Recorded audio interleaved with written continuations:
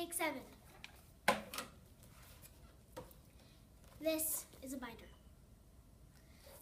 Some kids have different kinds, like these, which Those are dividers. Right. are floppy,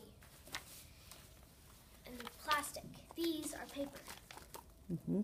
They both have some same traits, like they both have these tags, and they both divide papers. So what you're gonna do is, if you have more than 5 dividers, you only need 5. So these just take home. So what you're gonna do is you're gonna put these in your binder and open it. And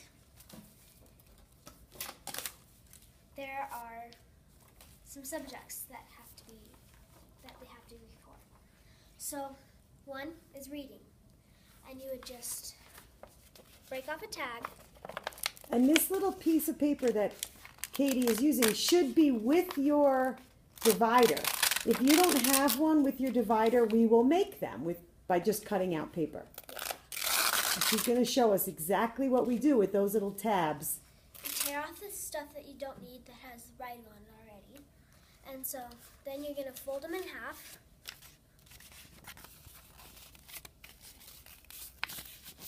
Like that. And break some off. This is 2 of them, because you're going to fold them and take it down the middle. Then what you're going to do is you're going to write on it, let's say, reading. So this one would be reading, and you would just stick it in here. And then you could read reading. And you could trim that, Yeah, right? So you'll need scissors to make sure it fits tightly in there. And you would keep these in your binder. So we have to put these dividers in an order. Yeah. Would you read the subject order when you're... Yeah. So first, it's reading. And that would be the first divider. Then, secondly, it's English. And reading is just like reading groups. Like your reading papers.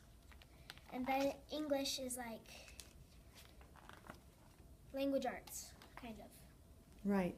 And sometimes we put handwriting in Spanish in English. Yeah. Just because... Then it's math, which is math papers. And then social studies, which is social studies. And we also put science and social studies together, so usually I have it say sciences. Oh, no, I'm sorry. Social studies Yep. is 1. Okay, then sorry. And then science, right. Science. Then science. Oh, so you could actually have 6 dividers, because if you have 6... You could put one for the paper. And basically, what you're going to do for the paper is you're going to open it. And what do you call that paper? It's loose leaf paper. And so what loose leaf paper is it's paper that has lines. And on the top, let's say you were doing a paper for school. In this little corner, there's a little red line on the other side, and you would write that. You always write it on the right corner.